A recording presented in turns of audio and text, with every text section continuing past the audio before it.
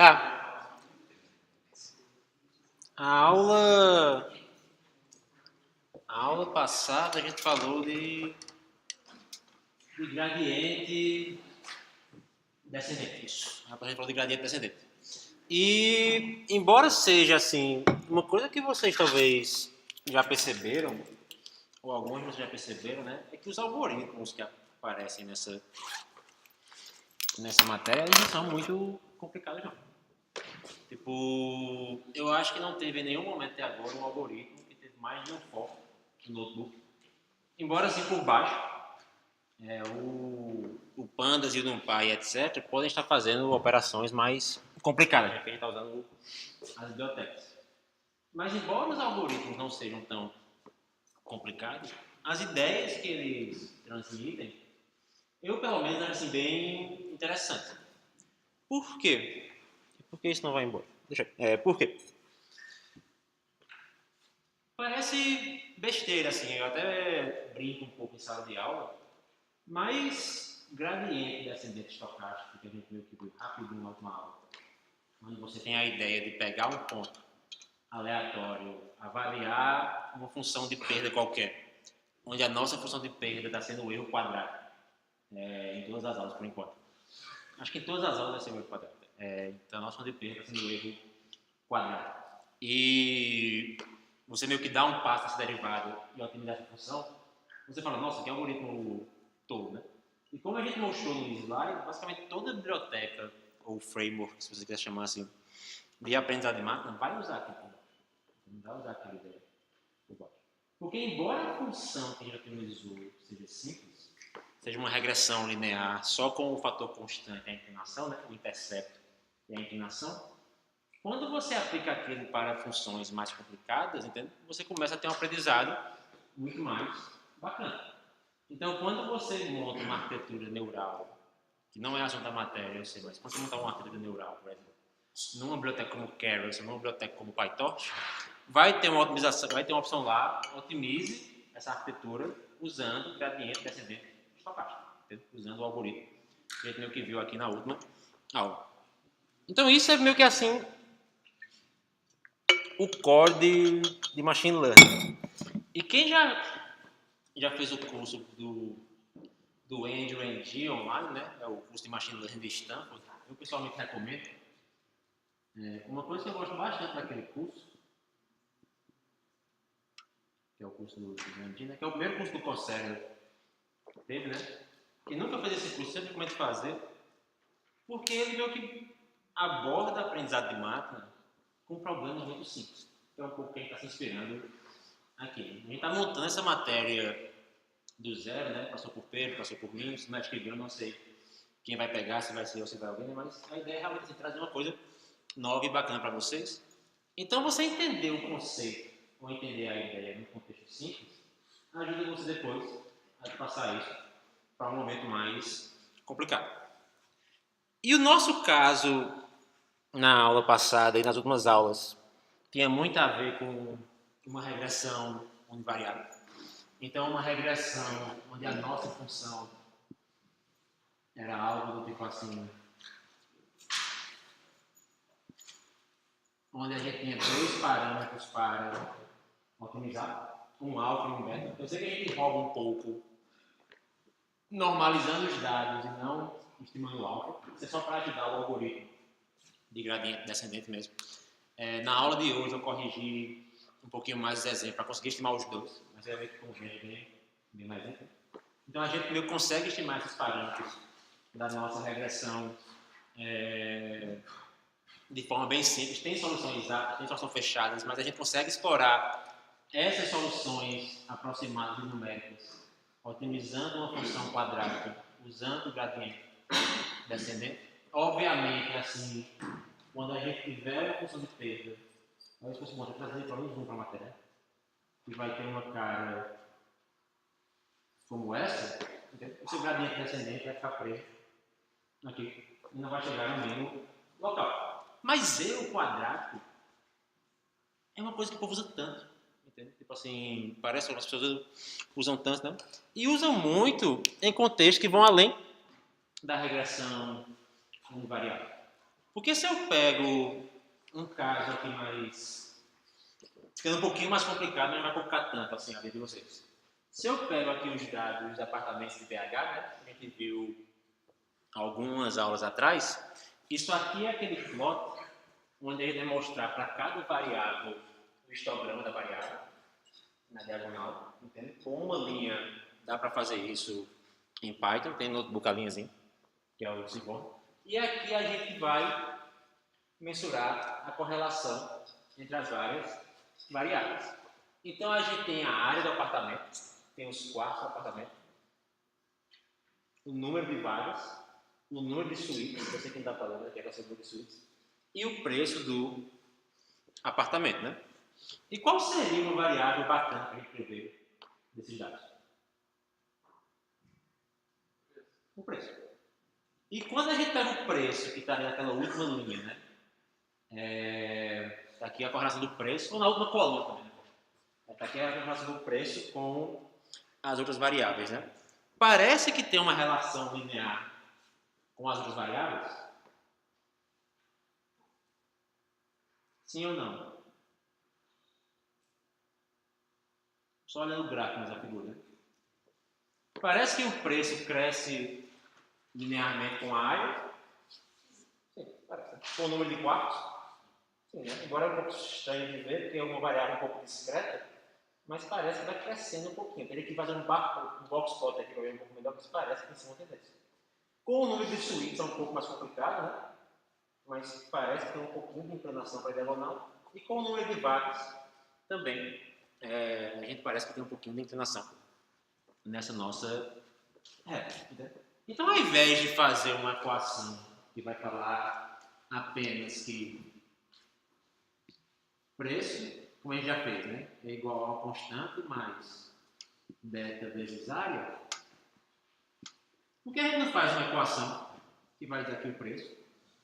É um beta vezes a área, um beta 1, mais um beta 2 vezes as vagas, mais um beta 3 vezes alguma coisa, não sei, os quartos, e mais um beta 4, que são as suítes. Por que a gente não faz um modelo um pouquinho mais complicado, onde a gente agora tem 1, 2, 3, 4, 5, né, com alfa, parâmetros para estimar. E a outra pergunta que eu faço para vocês, antes de entrar na aula, qual é a diferença dessa função price? É óbvio, porque tem mais parâmetros, mais variáveis, né? Mas se a gente pensa na função de perda, né? A gente pensa aqui na nossa função de perda, que a gente escreveu uma função de beta, né? Que é o nosso erro quadrado, menos beta vezes área, né? Quando eu escrever a função de perda dessa outra equação aqui, que vai ser aqui o preço, né? Então aqui o preço vai ser menos o alfa, vai ser menos o beta 1, botar vezes x1, menos o beta 2 vezes x2, menos o beta 3 e por aí vai, ao quadrado, né? Você lembra que a gente deriva nos parâmetros, né? A gente não deriva nos dados. Os slides são derivados em beta, derivados em alfa, derivados em teta, são derivados em letras gregas, meio que de propósito, né? A gente é comum ver assim, dx, dy, melhor, dy, dx, né? Ou alguma variação dessa brincadeira de cálculo, né? Aqui são derivados em beta, né? E como isso é uma soma, a derivada desse beta vai ser muito diferente da derivada desse outro beta aqui? Ou não? Levar em um e outro.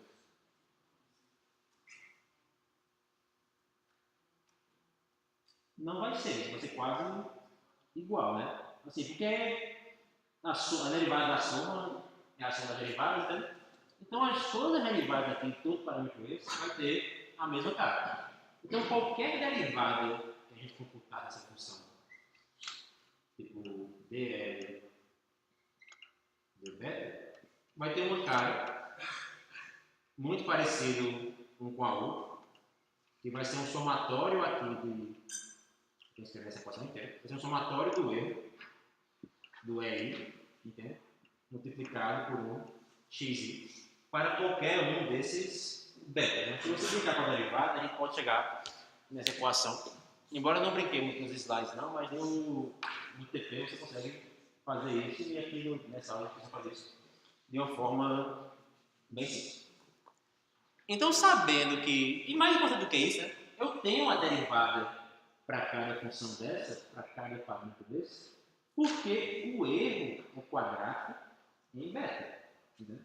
Tipo, então eu posso botar aqui quantos parâmetros eu quiser, que o erro vai ser quadrático em todos eles, e ao somar todos eles, eu continuo com a função convexa, segundo a derivada no aqui para uma aula. Então a gente vai ter essa função para otimizar e sempre brincar dessa forma. Então por isso que mínimos quadrados é uma ideia bem interessante. E se eu tenho as derivadas, o meu algoritmo de gradient descendente ele não deve mudar, né? Assim, ele vai ser o mesmo algoritmo. A gente pega a derivada, dá um passo. Pega a derivada, dá um passo. Só que em vez de dar um passo só em beta, como na aula passada, a gente vai dar um passo em alfa e em beta. Vai dar um passo nas duas. Em alfa, em beta 1, em beta 2 e em beta 3. Então o algoritmo serve para qualquer modelo que a gente consiga computar e tirar aqui a nossa derivada. Né? Então o nosso foco vai ser na previsão do preço de acordo com as outras variáveis aqui. Tá claro? Alguma dúvida? Então, vai por alto, quem tá vendo? Ok. Então, novamente, não vai ser incomum você, no futuro, olhar para ou um modelo já pronto, se você vai passar em uma biblioteca, um Scikit-Learn, ou qualquer biblioteca, ou olhar para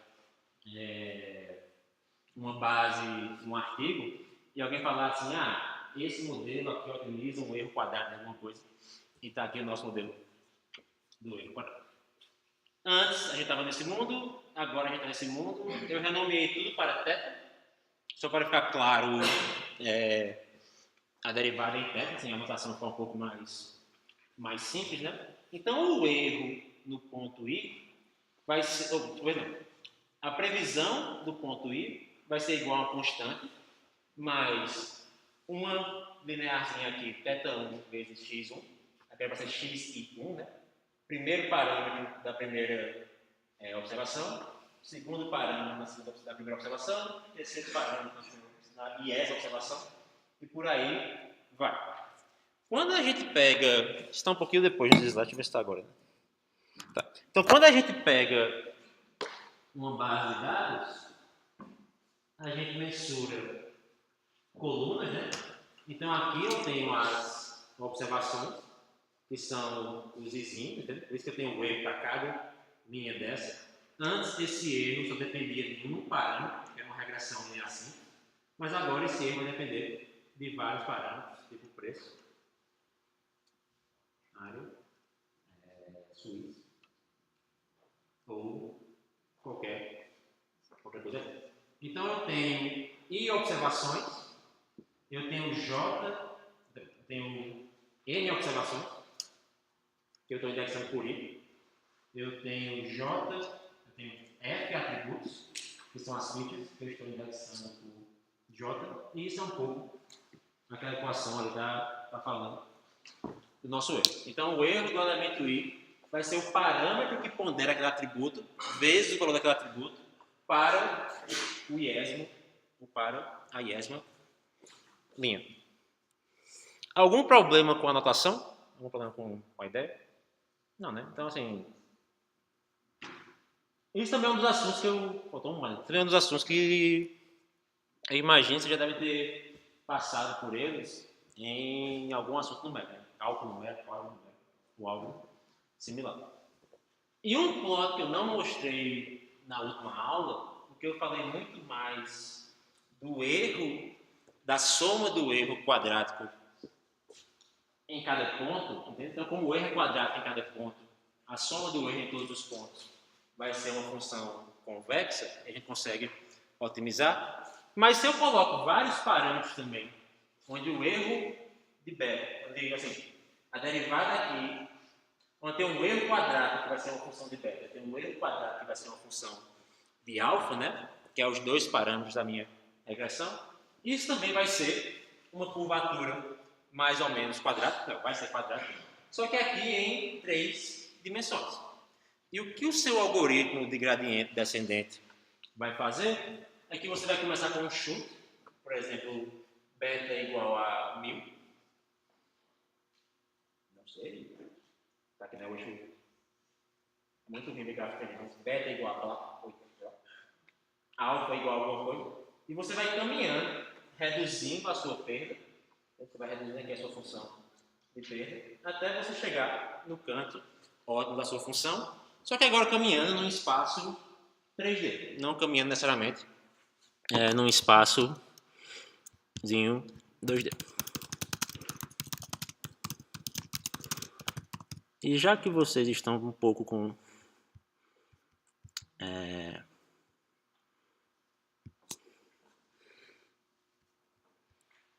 tentar acordar vocês aqui, tendo uma figura bacana, já que vocês estão dormindo, entendeu? Não, viu?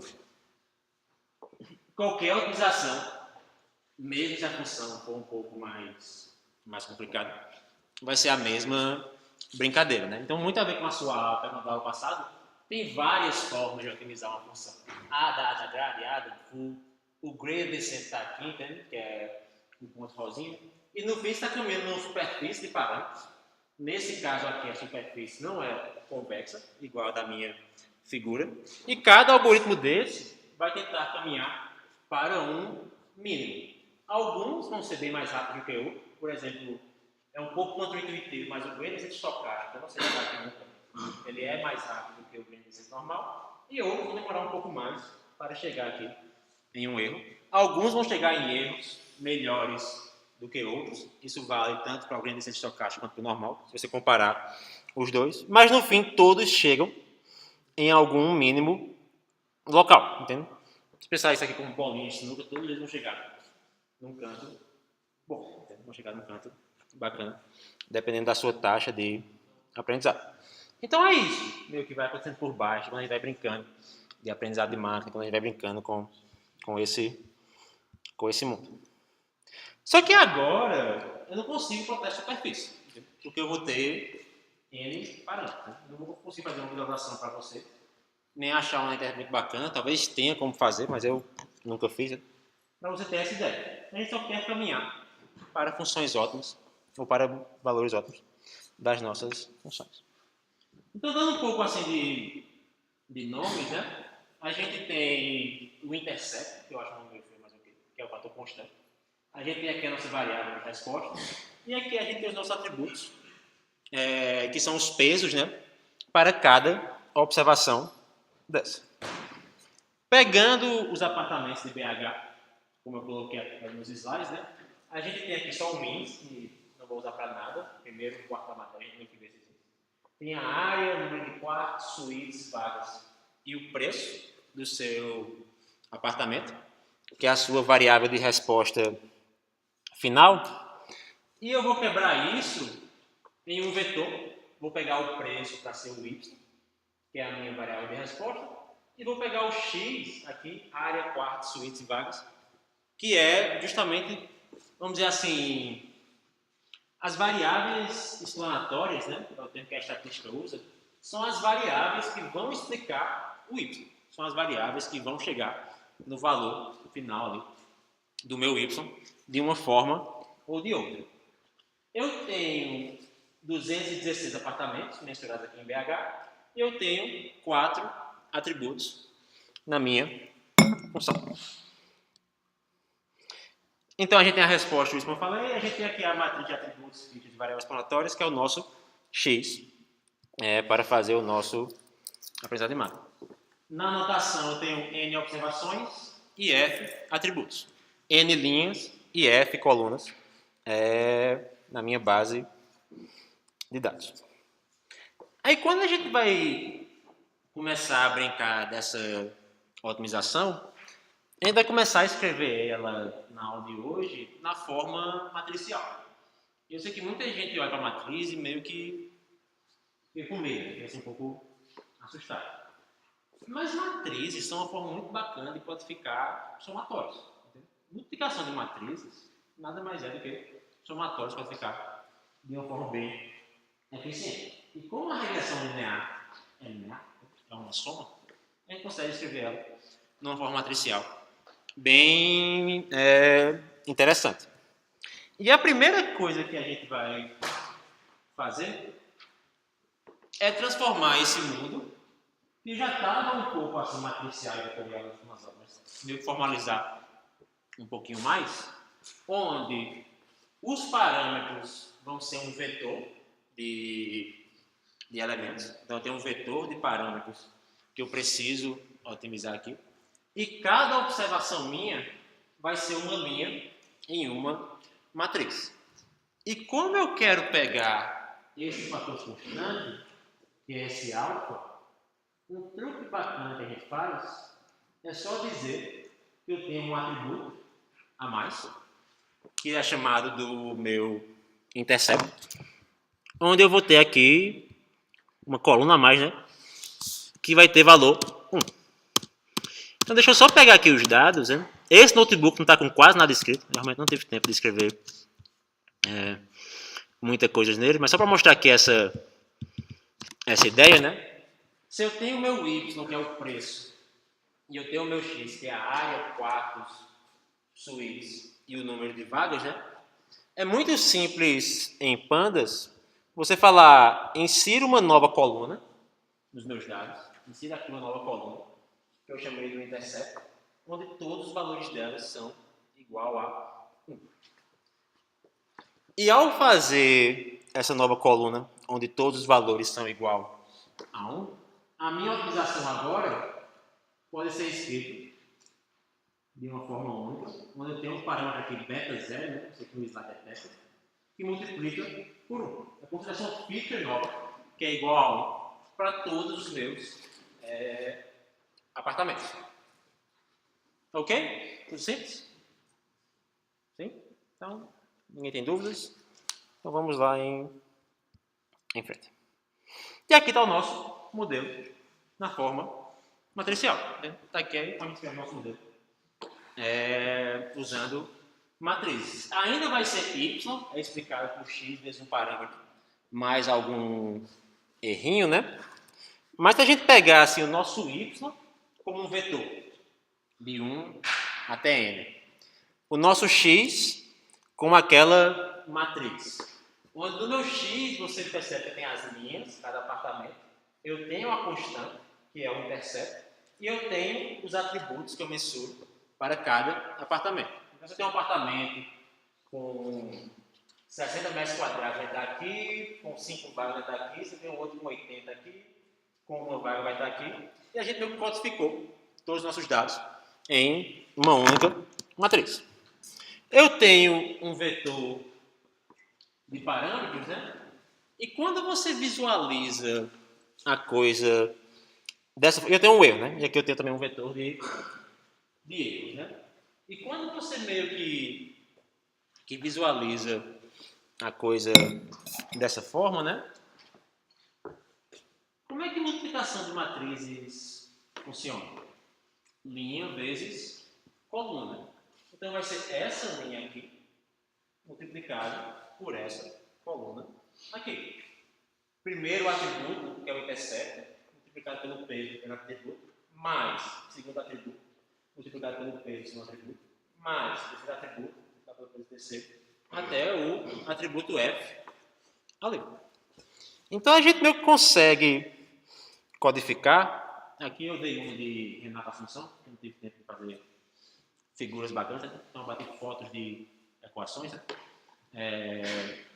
Mas você consegue meio que ver a ideia, né? Então se eu tenho aqui os atributos intercept 0.5, 0.5, 0.3, né?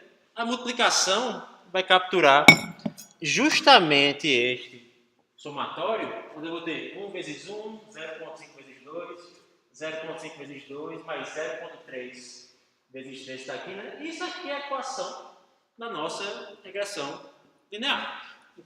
cada peso vezes cada atributo, o que vai dar 3,9. Então, neste caso específico, eu ia prever que o YI, não está entendendo, mas que o YI era igual a 3,9. E isso vira um somatório dos atributos J multiplicado pelo peso daquela uma instância aqui, I, né? Então eu consigo rodar um modelo de uma vez só, com uma única operação. Alguma dúvida? A ideia está entendendo? Vocês se sentem confortáveis com multiplicação de matrizes? Aqui a gente consegue meio que brincar. Eu vou falar no fim de alguma parte desses slides, que vai aparecer, que é o seguinte: você pode pensar, mas eu não gosto de matriz, eu gosto de fazer for, muito mais fácil e tal. No mundo C, que é o mundo de vocês, de AES1, PDS1 e PDS2, né? E ED, né? Que é o AES2 novo. É muito bacana você fazer esse tipo de coisa. Python é lento. Python não é uma linguagem rápida, não. Né? Então, você explorar o máximo possível as operações da biblioteca NumPy para fazer a sua ciência de dados, vai transformar a sua vida muito mais simples. Multiplicar duas matrizes em Python e fazer os dois fors que multiplicam a matriz, se você pega uma biblioteca em C, o tempo vai ser quase igual. Se você faz dois fors em Python ou faz a multiplicação aqui, vai ser 10 ou 100 vezes mais lento que o código do Python com os fors. Né? Então a gente tem que explorar essa noção de usar a forma matricial, que é a ideia de virtualização, para ter um código que rode em tempo útil, né? Para a gente não ficar esperando para sempre. Então, primeira linha, vezes primeira coluna, vira justamente para o primeiro atributo o valor de y1. y1 vai ser igual a este somatório aqui, né? Para cada atributo, dividido esse por zero, né? Porque eu tenho aqui um a mais, mas para cada atributo eu tenho aqui o meu peso. E é isso. Acabou a aula. Não. E isso vai capturar a ideia de que YI é um somatório na minha formazinha matricial em uma única operação. Então, ao fazer essa operação para cada matriz minha, né, eu vou ficar com um vetor final de previsões para todas as instâncias que eu observei. Então, a gente também pode escrever o erro na forma matricial. A gente pode igualar esse erro para zero. Existe uma solução exata para regressão linear na forma matricial, que eu não sei se vocês veem isso em álgebra linear computacional, mas na matéria que a gente quer ver gradiente, nós temos uma solução exata para isso, que vai ser meio que um x vezes x elevado a menos 1, alguma coisa nesse caso específico.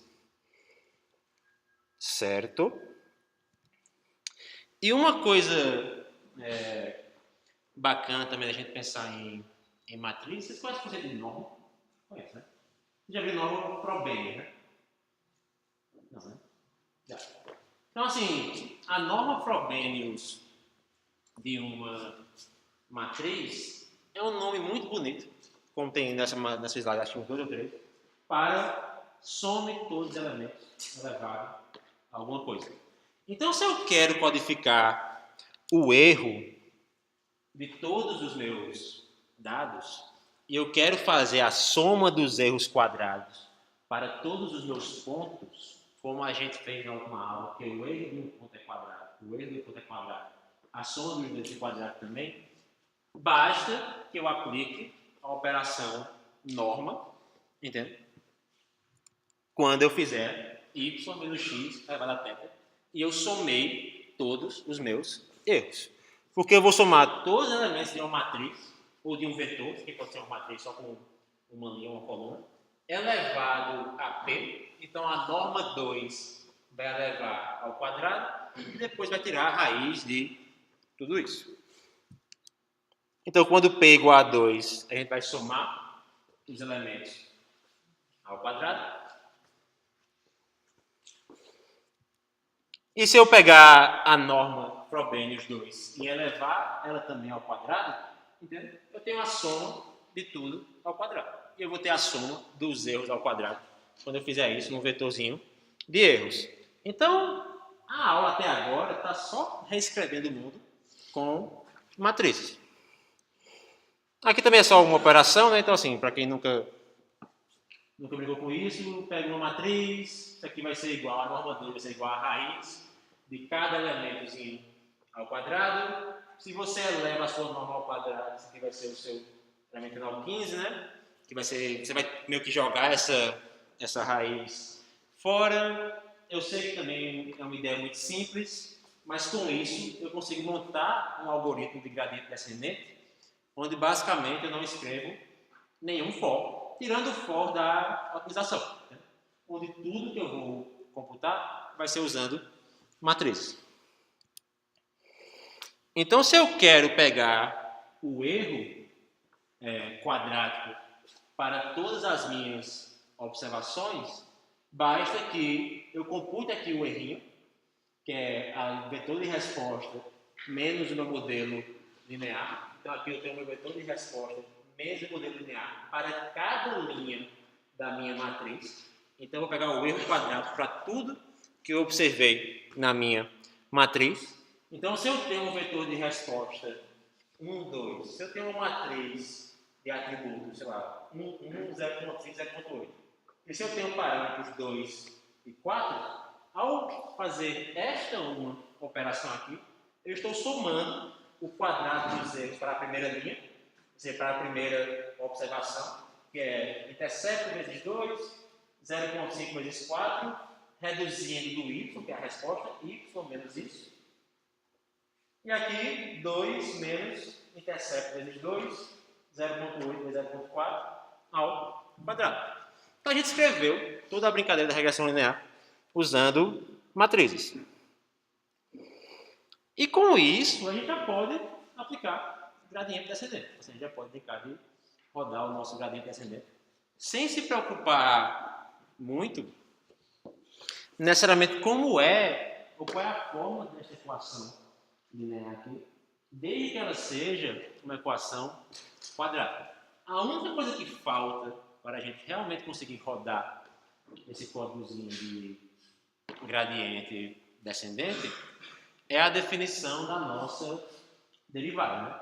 Então tem um termo também muito bonito na matemática que se chama jacobiana, onde a jacobiana nada mais é do que a derivada, ou um vetor de derivadas, ou uma matriz de derivadas também. Então, como eu tenho uma série de elementos θ, certo? E eu quero aqui derivar em cada parâmetro dele, intercepto, primeiro atributo, segundo atributo, etc. Eu jogo tudo isso no vetor e eu acabei de criar a minha matriz jacobiana. E eu acabo de conseguir fazer o meu gradiente descendente. E por sorte, na regressão linear, então, a gente pega essas derivadas, escreve elas, acho que 2 ou 3 aulas atrás, tem essas derivadas meio que escritas para o caso de 2 dimensões. Você percebe que o intercepto vai ter uma cara mais ou menos assim, menos 2 vezes o erro para cada, o somatório de erro para cada linha. Então aqui eu tenho a mesma ideia, menos 2 vezes o somatório do erro para todas as linhas. E a inclinação vai ter uma cara de menos 2 vezes o erro multiplicado pelo valor de x. Basta reescrever. Deixa eu pegar aqui talvez algumas aulas atrás, muitas aulas atrás, acho na aula de regressão linear. Se isso rodar rápido, se não rodar rápido, a gente desiste, né? Meio que tem essas derivadazinhas nos slides, e você vê que, embora aqui o sinal está invertido, eu tenho 2 em todas elas. Se eu jogar o menos 2 para fora, vai ficar menos 2, invertendo o sinal aqui. E você vê que a de beta, que é do slope, tudo que ela tem, não ficou muito claro aqui não, é um xi em cada termo. Então aqui eu tenho 2 beta xi, aqui eu tenho 2 beta xi ao quadrado. Aqui eu tenho 2 beta y, aqui eu tenho 2 alfa.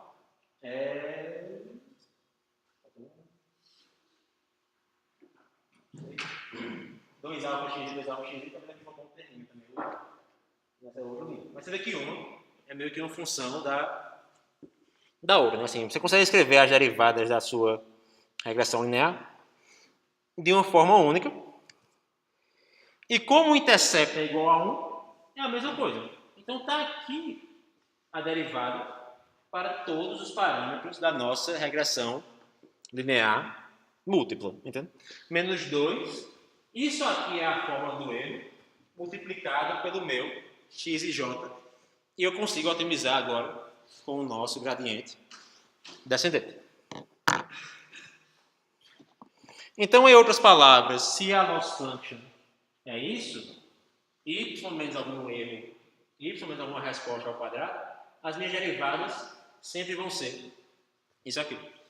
E eu não canso, assim, a quantidade de vezes que eu já vi artigos que vêm com modelos muito mais complicados do que uma regressão linear e falar assim, para otimizar esses parâmetros, vamos usar um erro quadrático. E quando você usa o erro quadrático, o resto vem de graça. Né? Assim, as derivadas vêm de graça e a otimização vai vir de graça no seu problema. Dúvidas, está claro? Alguém falou alguma coisa? Não? Então, certo.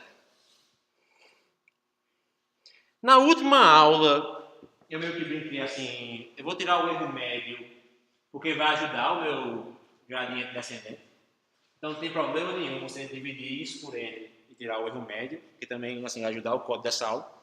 Ou você simplesmente tirar a raiz de tudo e não usar a norma ao quadrado. Só porque pense da seguinte forma, né? Quais são os problemas que vocês têm quando vocês vão rodar gradiente descendente na mão, que talvez alguns de vocês já tenham visto antes, né? Por isso que normalizar os dados não é uma boa ideia, né? O preço do meu apartamento aqui está em reais. Entendeu? Isso aqui está em milhões de reais. Quando eu começar a fazer algumas coisas quadráticas aqui, existe uma chance disso dar overflow. Entendeu? De eu começar a ver NaN no meu código, eu começar a ver problemas nesse meu código. Então, esses truquezinhos, normalize os dados, use o erro médio, deixa eu ver, tira a raiz do erro.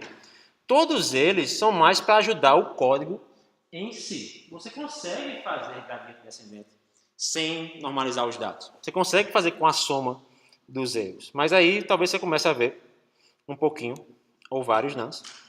Então, isso aqui é só a ideia do nosso raiz de erro, né? E só para terminar essa parte de código Python, né? A gente fechar assim o entendimento do que é código e montar essa equaçãozinha em Python, você consegue também estar jacobiano em Python em uma linha apenas. E isso aqui não é para assim, se amostrar não, porque todo mundo faz isso. É só porque a vetorização vai ajudar a gente a ter um código mais rápido. Então a gente não quer escrever laços, tá? Sempre que você fizer um modelo seu de aprendizado de máquina, seja linear ou não, evite os laços. Na verdade, evite laços em Python, porque eles são lentos no geral, né? Então, Python tem um operador muito esquisito, que é uma arroba. Só que se eu faço x arroba alguma coisa, eu vou estar computando um produto matricial. Então, vou ter que dar assim, um passo para trás aqui, igual algumas outras aulas, né, como a gente já teve. Se eu crio uma matriz aqui...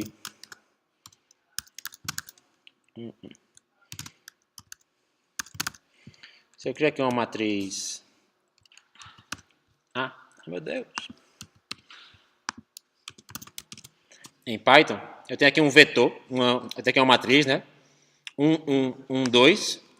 E se eu faço A vezes A em Python, o que acontece é que vai rodar... Eu acho que eu fiz na primeira aula, gente. O que acontece é que vai rodar uma operação linha a linha, entendeu? Então, isso aqui vai pegar 3 vezes 3 no primeiro elemento, 1 vezes 1 no segundo elemento, 1 vezes 2 e 2 vezes 4. Ele faz meio que a operação pointwise, né? Se eu uso o arroba, o resultado muda. que vai ser a operação de matriz. Então, isso aqui vai ser 3 vezes 1, 3. Então, essa linha, então, 3 vezes 3 mais 1 vezes 1, 10. Porque essa linha, mesmo uma coluna que não está fácil de ver aqui, né? A coluna começa com 3. Né? A matriz está ao quadrado. Por isso que fica esse elementozinho 10 aqui. Então, opa.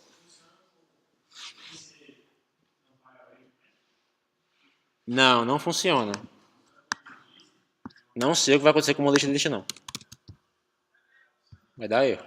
Eu não consigo. Deixa eu pensar. Python, pequenos parênteses. Eu sei que tira um pouquinho da outra. Python não foi criado para ciência de dados, não. Mas Python evoluiu muito bem com ciência de dados. Então, esse operador é novo. Entendeu? Esse operador foi criado justamente porque o mundo usa Python para ciência de dados. Você fala, vamos criar um operador novo. Entendeu? Só para fazer multiplicação de matriz, que é uma arroba. Foi criado depois. Se eu tenho uma matriz X, que são os meus elementos, e se eu pego aqui o tamanho da minha matriz X, eu tenho 216 observações por 5 possíveis atributos, já com o meu intercepto. E se eu multiplico isso, por exemplo, por um array qualquer de tamanho 5, se eu assumir que os pesos são esses, deu erro, porque tem 1, 2, 3, 4. Falta 1. Eu vou ter aqui uma resposta que vai ser rodar o modelo para os 216 elementos. Né? Sempre que você pegar um código matricial, e novamente, assim, eu vou jogar para quem deu aqui, não fui eu, foi o evangelista e tal. Verifique as dimensões das suas matrizes. Eu acho que já contei essa história aqui. Uma vez eu e Fabrício Moraes deu um artigo que a gente achou que o artigo estava errado, simplesmente porque a multiplicação de matriz não funcionava. Era impossível. Você não consegue fazer aquela operação de matriz. Assim, aquele artigo estava mentindo. Então, se você vai pegar aqui o seu 216 por 4, multiplicar pelo seu 4 por 1, né? Isso aqui está ok, caso vai ser uma operação 216. Então, um vetor 216 linhas e uma coluna, que é justamente a nossa previsão YI. Então, aqui a gente tem o modelo rodando de uma forma bem simples. Como o Y é um vetor de 216 elementos também, então como aqui eu tenho um Y que também tem 216 elementos, isso menos isso vai computar o erro para cada observação, ou para cada linha nossa. E aqui vem a magiazinha, para quem nunca ouviu falar de broadcasting, para fazer tudo isso sem usar nenhum for, né? Porque eu tenho que pegar o erro, que é o meu EI, e eu tenho que multiplicar esse erro por cada observação aqui. Aqui eu tenho um erro por cada xi, por cada xi, você já tem, por cada xi apenas, né? Não tem...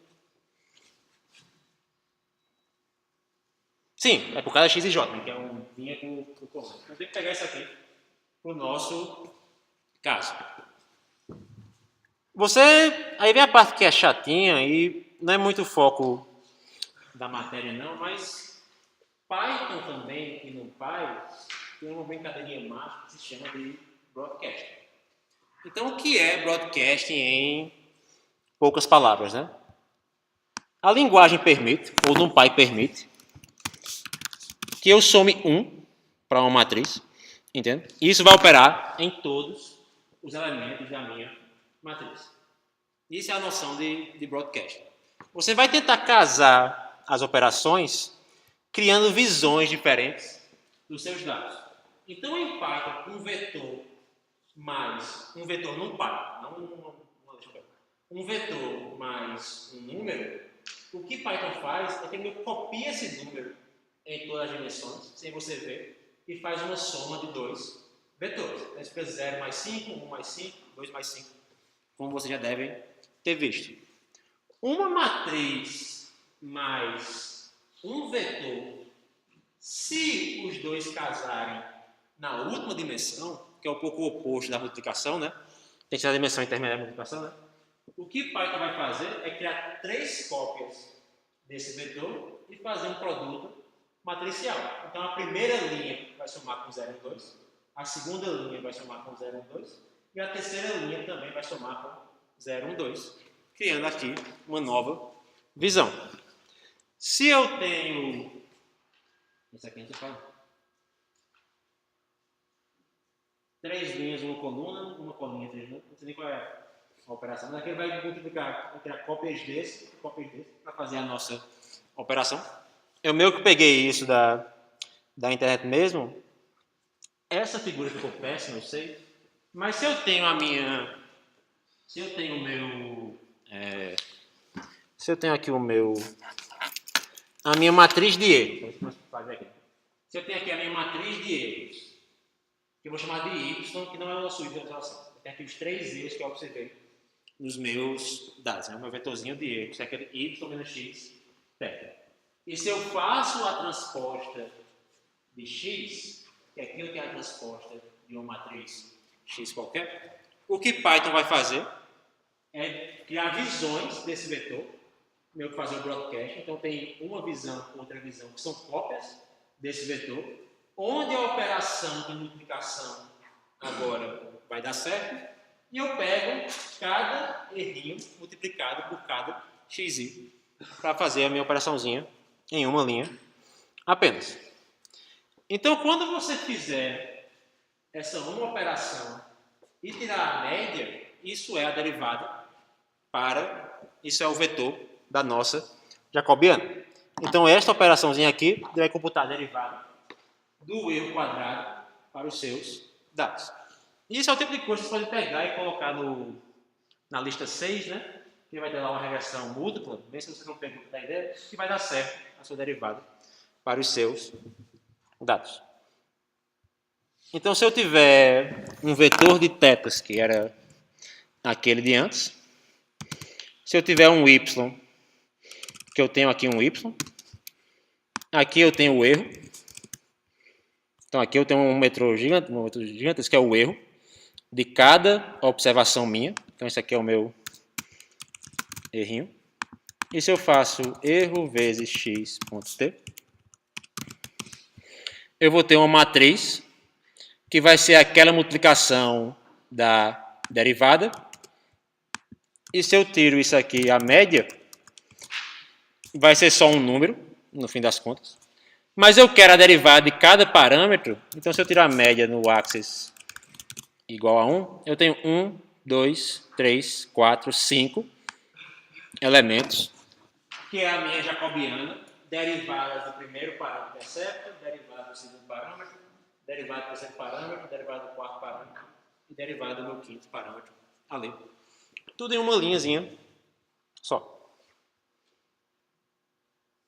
Talvez não assim a noção do broadcast, de duplicar, quando vai funcionar. Porque senão eu ia ficar brincando aqui muito tempo, mas eu posso ficar brincando com isso também depois da aula. Talvez a ideia de tudo está clara. Alguma dúvida, não? O que é que eu faço agora para otimizar isso? Oi? Dá uma acordada em vocês, né? Eu rodo o gradiente descendente, né? É só isso. Meio que foi uma aula de, assim, um esforço gigantesco só para rodar o gradiente descendente. E esqueci isso aqui. Só para dar um pouco de noção também, se acostumar com matrizes no Python, que já não fez versões novas da matéria numérica em Python, né? Talvez viu isso aí em Scilab ou outra coisa. Você pode computar a média dos elementos nessa direção. Quando eu faço assim um ponto min axis igual a 1. Então, isso aqui vai ser 3 dividido por 2 e 2 dividido por 2, 1.5 e 1.1. Ou computar a média dos elementos na minha outra dimensão aqui, que vai ser 1.1 e 2 mais 1, Quero ver que inverteu o meu resultado para essa matriz em particular. Mas isso aqui é o que vai dar a minha jacobiana, que é a minha derivada. Então, a derivada das regressões, você consegue criar uma única funçãozinha Python que pega isso, que é o menos 2, e aqui tem os últimos slides todos codificados nessa única linha. Isso vai ser muito mais rápido do que você pegar aqueles somatórios e fazer na mão. Você pode também fazer os somatórios na mão, mas aqui vai ser muito mais veloz. Já falei aqui da dica de verificar os erros, né? E isso aqui eu falo daqui a pouco, tá? Então, ok. Então, agora, nos meus dados do meu notebook, eu tenho o meu X e o meu Y, que eu quebrei meu notebook.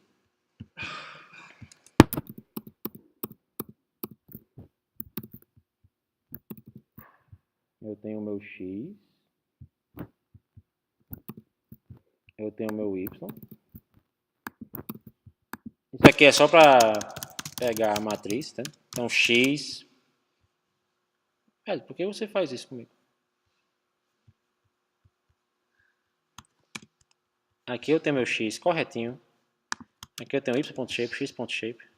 Aqui eu já tinha mudado a primeira vez, né? Eu já tinha feito essa linha. Essa linha só roda uma vez. Mas aqui eu tenho o meu X e Y como matrizes. Não. Agora eu vou ter o meu X como matriz e o meu Y como matriz. Então, como uma matriz mesmo. Não vai ser um DataFrame Pandas. Embora o código eu acho que funcione se você usar um DataFrame Pandas. Cada apartamento. Aqui está o intercept. Quartos, vagas, suítes. Eu não sei muito bem qual é a linha. E aqui é a área do apartamento. Aqui eu tenho as minhas derivadas da regressão. E aqui eu rodo o algoritmozinho de Gradient Descent um pouco melhor codificado do que o da aula passada, onde a gente vai basicamente computar as derivadas,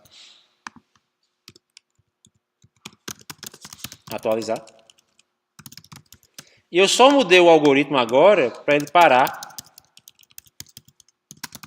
quando o erro convergir. Ou seja, quando o erro ficar aceitável, pegando aquele gráfico desde a aula passada, o algoritmo ele para. Se eu rodo esse algoritmo sem normalizar os dados, você vê que ele começa a bagunçar os meus números, entende? Porque essa taxa 0.1 é muito alta para o meu algoritmo. Se eu mudo essa taxa para algo mais aceitável, tem que ser bem menor do que isso nesse caso. Acho que até a taxa padrão que eu guardei aqui, para não perder ela.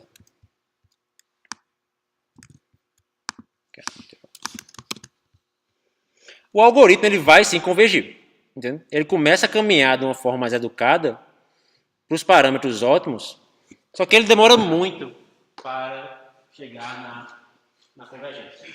Então, eu estou gastando tempo com essa brincadeira, porque as duas listas de vocês têm a ver com rodar gradiente descendente. Né? Então, dependendo do valor de lambda que você escolhe, a coisa pode demorar muito tempo para convergir. E dependendo do valor de lambda que você escolhe, se for muito alta, o seu código vai começar a dar NaN, a dar overflow e a quebrar mais na frente ali. E esse código aqui, eu acho que ele nunca converge mesmo. Ele já está na iteração 51 mil e pouco. Mas pelo que eu verifiquei antes, isso aqui já é muito próximo dos parâmetros ótimos. E agora eu tenho 4 parâmetros ótimos para essa regressão linear. Né? Se eu mudar um pouco a minha tolerância de convergência, o algoritmo já deveria ter parado. Mas ele já está muito próximo da região ótima, caminhando aqui, tem que mudar esse alfabeto, mas caminhando aqui em 4 parâmetros, e não só em um parâmetro, como na aula passada. Obviamente, como a gente já meio que falou, né? Se a gente normaliza os dados, o meu algoritmo deveria convergir bem mais rápido. Ele converge em 200 iterações. Já parou de rodar. para os melhores valores dessa minha regressão linear. São pequenas dicas quando vocês vão rodar a sua regressão linear.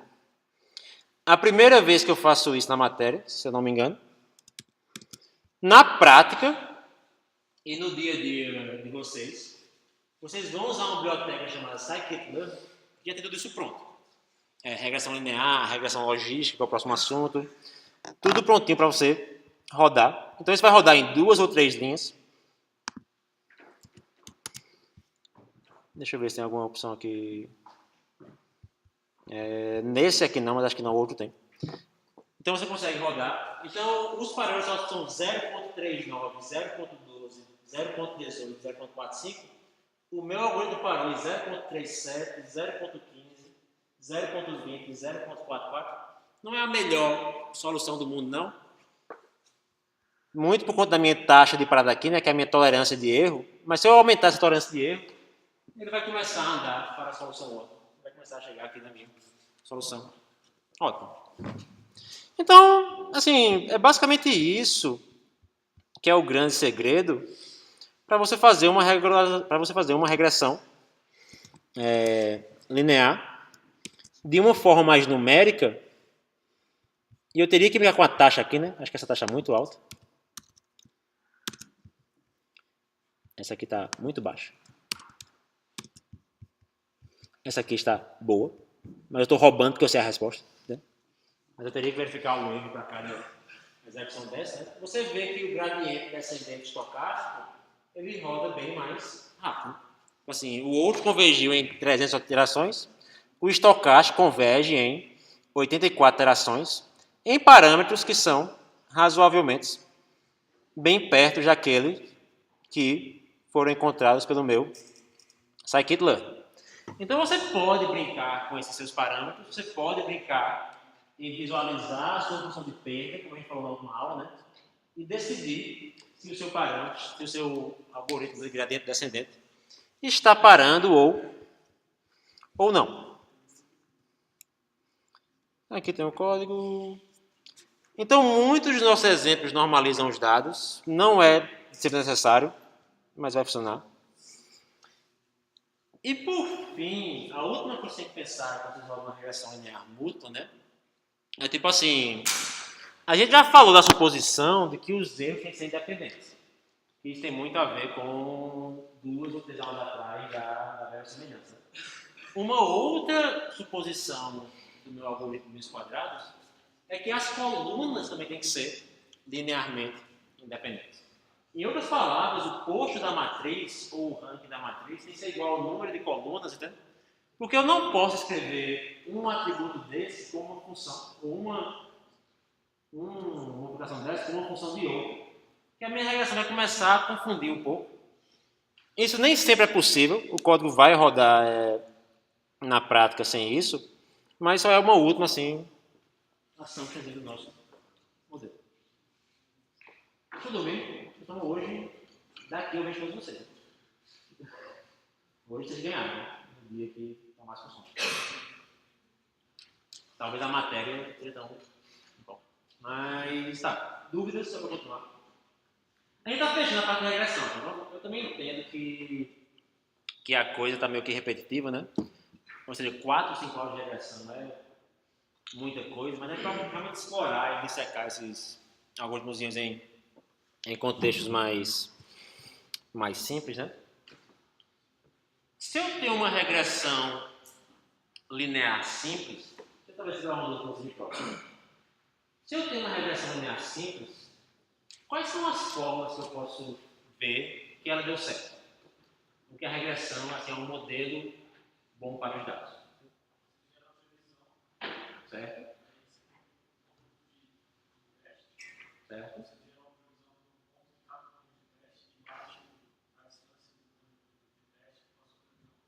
Isso é ótimo, mas a gente não falou nada disso na matéria. Tá certo. Tá? Não, eu falei de outras formas de verificação e não tá certo na matéria. Certo.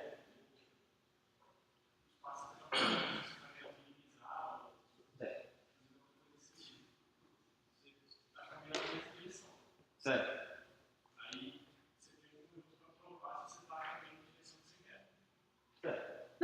isso é o assunto da próxima aula. Tá certo. Então isso é errado, está sempre correto. Porque a gente não falou ainda aqui de validação cruzada, nem nada disso. Olha, mas, por exemplo, 2 aulas atrás a gente falou de verossimilhança, certo? E a gente falou que quando a gente tem a verossimilhança, o erro da regressão linear, como vai seguir o normal, a mediana vai ser 0, eu quero o erro médio de 0, certo? E 50% dos dados, quando eu penso aquele gráfico de dispersão, tem que ter um erro negativo e 50% dos dados tem um erro positivo. Eu consigo rodar aquele código, e novamente, você está correto, você está falando assim, eu consigo rodar aquele código quando eu tenho 2 variáveis, né? Assim, é mais fácil rodar aquilo quando eu tenho apenas 2 variáveis. Eu tenho aqui o valor do x, eu tenho aqui o valor do y, e idealmente isso fica aqui só com 2 variáveis, porque assim, positivo e negativo. Na regressão múltipla é mais chato, porque eu posso ter aqui n variáveis para fazer esse código. A gente tem alguma métrica que fala o quão bom é a regressão? A gente viu isso na matéria? A gente viu. Vocês não lembram? Vocês podem também, então é até bom que está aqui no meu slide, né? Vocês podem também olhar para o seu R2. Então, lembrando do seu R2, a gente vai prever um ponto novo e verificar esse erro, fazer um real e verificar esse nosso errinho aqui, né? Então, você tem, vamos supor assim, o pior modelo que a gente consegue pensar, que seria fazer só a média de y. Então, se eu tenho os preços dos meus apartamentos crescendo aqui, eu só prevejo a média para qualquer outro apartamento. Não é o fim do mundo, não. Depende da sua base de dados, se ela não for muito dispersa. Mas, nesse caso, não vai ser muito bom. Que isso é a soma dos erros totais. Você tem um erro da sua previsão. Ou seja, você vai somar os seus errinhos e ao quadrado. Que isso aqui é a soma dos erros que você consegue meio que assim explicar, né? O SSE. E você consegue ver. Então, eu tenho um problema muito grande hoje em dia com a velhinha chegando em decorar a fórmula. Eu não consigo mais decorar a fórmula, não. Mas eu consigo pensar o que a fórmula captura. Eu quero capturar o quanto dessa minha variância está nesse meu erro aqui. E o meu pior modelo vai ser o da média. Então, esse valor vai ser maior do que esse outro valor aqui para uma regressão linear simples, né? Tipo assim, para uma regressão linear simples, isso vai acontecer. Para outros modelos do R2, não serve. Quando esses dois valores forem iguais, então quer dizer que eu tenho um modelo que é basicamente tão bom quanto chutar a média, eu tenho um modelo ruim, que o meu R2 vai ser igual a 0. Quando o meu R2 tender para 1, então aqui eu estou tirando um do outro, né? Quando é igual para 0, eu tenho um modelo ruim. Quando o meu R2 tende para 1, né? Isso quer dizer que a minha previsão é perfeita, porque o meu errinho aqui do meu modelo é 0, e o meu SSE é 0, isso fica SST sobre SST, e aqui eu tenho a previsão que captura tudo. Então, R2 igual a 1 é um modelo ótimo, e R2 igual a 0 é um modelo muito ruim. Como a energia faltou naquela aula, né, ou sei lá, o notebook ficou, olhando para essa equação, é possível ter um R2 negativo? Sim ou não? Só tem pergunta que é óbvia, uma pergunta que não foi no próximo. É possível ter um R2 negativo? Se SSE for pior do que SST, é possível sim. Uma grande falácia que muita gente faz é falar assim, o R2 nunca pode ser negativo. R2 só é quadrado de alguma coisa na regressão linear, que é o quadrado do coeficiente com relação de peso. Um erro que muita gente comete, eu sei que a gente falou isso em sala de aula, é usar R2 para modelos que não são lineares. Se o seu modelo é linear e você otimizou a sua linha, você tem que ser melhor que a média. Porque a pior linha para os seus dados, para você otimizar, vai ser a média. Agora, se você roda um outro algoritmo de aprendizado que faz isso aqui nos dados, isso é possível de acontecer, um algoritmo muito ruim que prevê o oposto dos dados, você não está utilizando a forma correta ou está usando um modelo ruim, o seu R2 pode ser sim negativo. Na regressão linear, o R2 vai verificar o quanto da variância de Y você captura com o seu modelo. O raiz do R2, que como vai ser positivo, vai ser o quanto do desvio de Y você captura com o seu modelo, que é o coeficiente de Pearson. Em qualquer caso que não seja regressão linear, nunca usem R2. Um pouco assim, pequenas parênteses da matéria. Qual é a outra forma que a gente pode verificar o nosso modelo? Né? Então, a gente pode ver o R2 para verificar se está perto de 1, como é uma regressão linear. Se estiver perto de 1, o modelo está bom. A gente pode olhar para o gráfico de residuais, para ver se é positivo e negativo, e verificar se isso aqui também está ok. E uma outra coisa que a gente pode fazer é testar hipóteses com os nossos dados. Então a gente já brincou um pouco algumas aulas atrás, né? De verificar para cada parâmetrozinho nosso qual é o intervalo de confiança desse meu parâmetro. Né? Será que esse meu modelo faz sentido eu usar a área? Faz sentido eu usar o número de vagas? Faz sentido eu usar o número de quartos? Né? Tipo assim, será que eu estou escolhendo as variáveis corretas para prever o meu Y, para prever qual é o preço de um apartamento? O que é que você pode fazer? Que eu sei que o NumPy faz isso para a gente, o Estação faz para a gente graça. Você vai pegar os seus dados, X e Y, e vai fazer o algoritmozinho mágico de Bootstrap. Você vai gerar suas amostras em X e em Y com reposição. Isso aqui está aqui uns 2 notebooks para trás. Só para não usar Gradient Center, eu fiz o fit com Scikit-learn mesmo, mas eu faço isso 10.000 vezes. Gera amostra com reposições, faço 10.000 vezes, gera amostra com reposições, faço 10.000 vezes. E vou guardando o valor de θ 0, θ 1, θ 2, θ 3 de cada um dos meus algoritmos. Né? Depois de rodar isso, eu consigo ver para cada parâmetro que eu estimei, qual é o intervalo de confiança desse meu parâmetro, né? Usando a Bootstrap. Então, para a área, é entre 0,23 e 0,53. Então, isso aqui sempre é positivo. Então, isso me dá uma intuição, ou me dá um pouco de...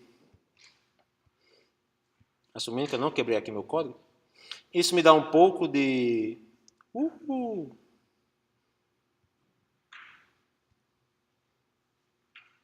Certo? Deixa quieto. Isso me dá um pouco assim, de noção se faz sentido usar a área como preditor de um preço de um apartamento. Nesse caso, faz sim sentido, porque o intervalo de confiança não inclui o zero. No caso dos apartamentos, no geral, isso sempre deu certo. Pelo menos assim, isso deu certo nos slides, né? Aí eu fiz, tá, então vamos buscar um exemplo onde dá errado, né? Então eu peguei uma segunda base, que a gente também já explorou aqui na matéria, que é a base onde a gente quer prever qual é o preço de um carro. Então aqui eu tenho o preço do carro, o mean sale retail price de um carro nos Estados Unidos, em dezenas de milhares de dólares, eu acho que é isso, né? Ou milhares de dólares, não sei. De acordo com algumas variáveis. Aí você olha para esse plot e fala, olha, parece que tem uma relação crescente entre quanto mais veloz é um carro e o preço dele. Parece que tem uma relação decrescente, né? Então quanto mais econômico é um carro, maior vai ser o preço também, assim, mas eu vou voltar para cá. Quanto mais econômico é o carro, maior vai ser o meu preço também. E parece, embora não é muito claro, meu filho, né? Parece assim, o ano não tem muita correlação com o preço, não. Mas está aqui os atributos que eu tenho nessa base.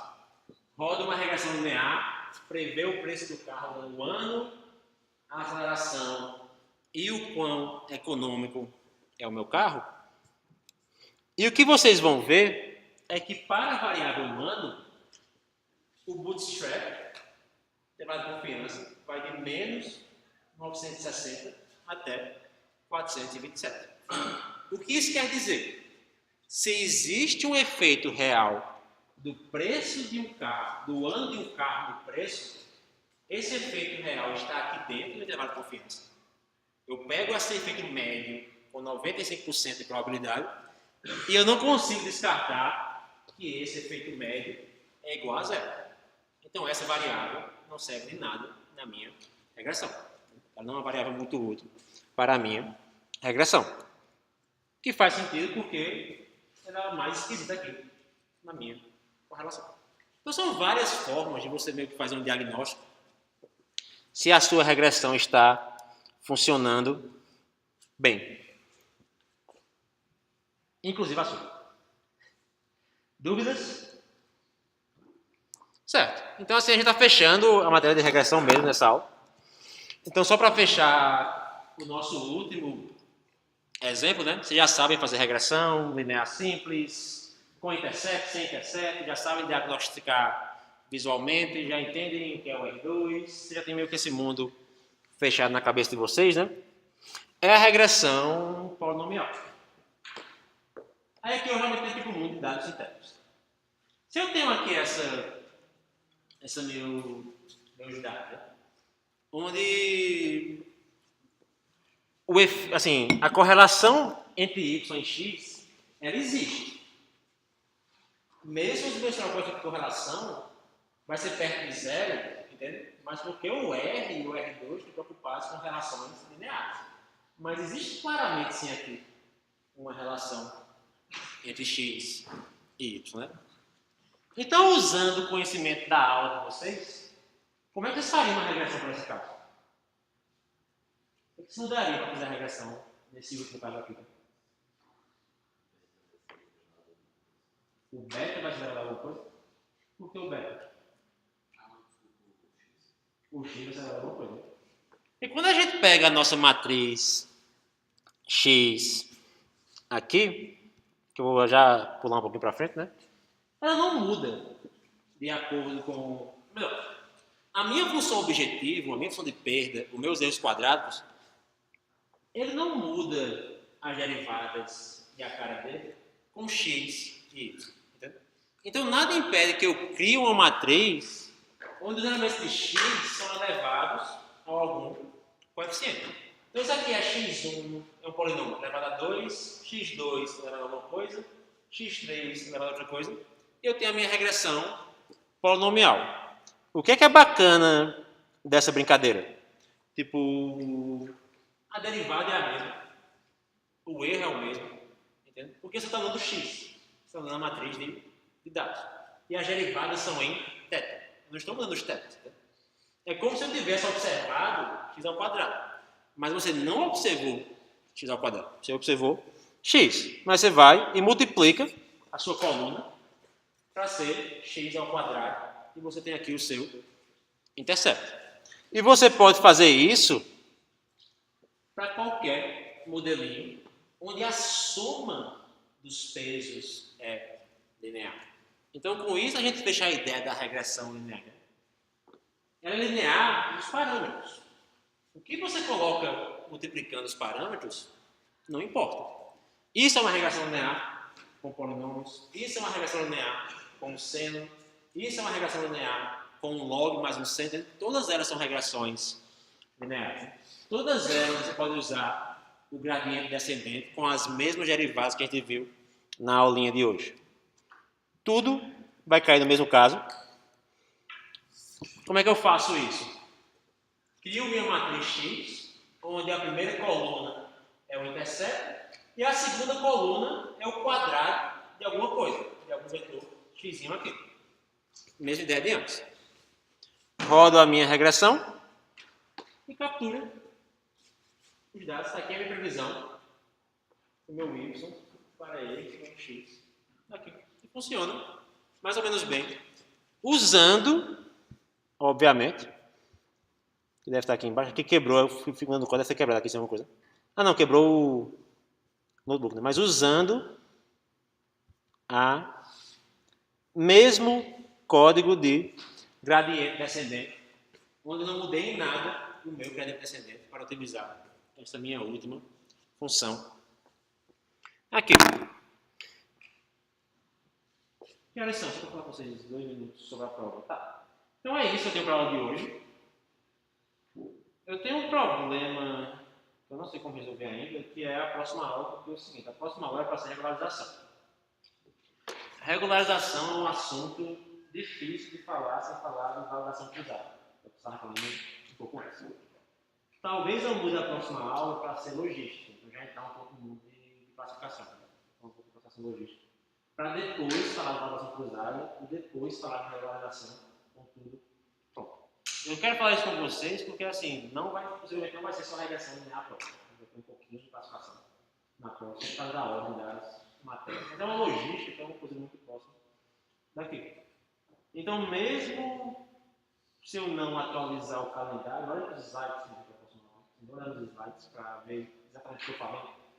Eu não sei se você tem uma dúvida como montar o quebra-cabeça das próximas 2 ou 3 aulas. Karen corrigiu as listas. Vou ver se eu coloco os vídeos no YouTube hoje. Teve uma aula sem vídeo no YouTube. Quem faltou perder? Tudo mudou de você, né? Porque vai ficar essa, né? Para contar para vocês a última lista de regressão. É isso. E vai ter uma lista para a prova que eu quero que você faça daqui para. Não vai ser 4. Não, vai ser 4. No calendário não muda. Esse semestre eu posso mudar.